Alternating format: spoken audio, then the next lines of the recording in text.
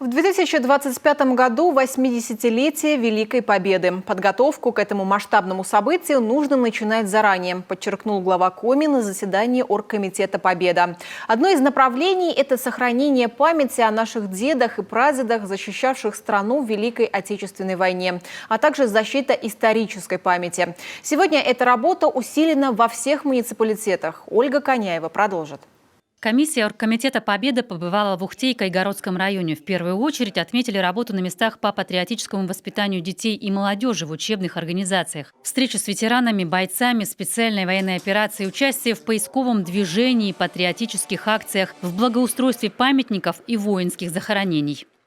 Волонтерские объединения Кайгородского района активно поддерживают всероссийские акции, такие как «Письмо героя». Было 500 писем направлено, более 500 писем было направлено бойцам на передовую и в госпитале.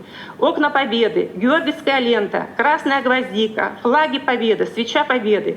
Впервые в этом году учащиеся школы села Кайгородок подключились к всероссийской акции «Стена памяти».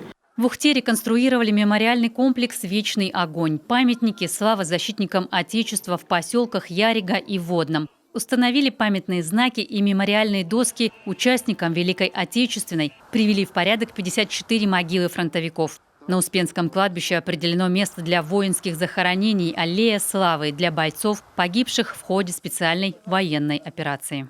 Работа по сохранению памяти проводится большая и с учащимися, и с населением, и по сохранению памятников, и по благоустройству могил. Но вместе с тем есть и недостатки. Самое главное, сегодня некоторые могилы участников Великой Отечественной войны забыты, зарастают кустарником. Сегодня требуется вливание материальное для того, чтобы привести в порядок и могилки, и памятники, и звездочки. В Ухте комиссия посетила 2 из 9 кладбищ. В Шудаяге обнаружились заброшенные захоронения фронтовиков Великой Отечественной. По поручению Оргкомитета «Победа» муниципалитеты проводят инвентаризацию. Так забытые могилы будут найдены и приведены в порядок. Однако не везде процесс идет быстро. На старых кладбищах и места труднопроходимые, и информация не всегда совпадает с реальностью. Паспортизация на данный момент у нас продолжается и планируется быть закончена к лету следующего года. Сейчас очень активно, в принципе, как и всегда, мы подключаем и юноармейские отряды, и Федерация военно-тактических игр к нам идет навстречу, молодежный совет, то есть работа большая проводится. Касаемо тех мест, которые у нас заброшены, да, на данный момент есть такие места, где и природа поработала. Значит, мы не можем опознать место захоронения.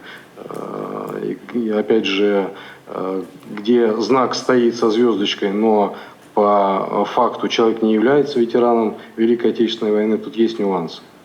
Есть нюансы, но мы над ними работаем.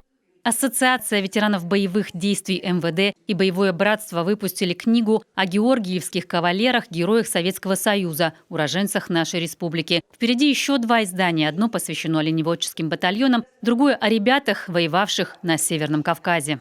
Владимир Викторович, подготовлено письмо для того, чтобы вы написали вступительное слово, книгу памяти об участниках боевых действий, уроженцах Республики Коми.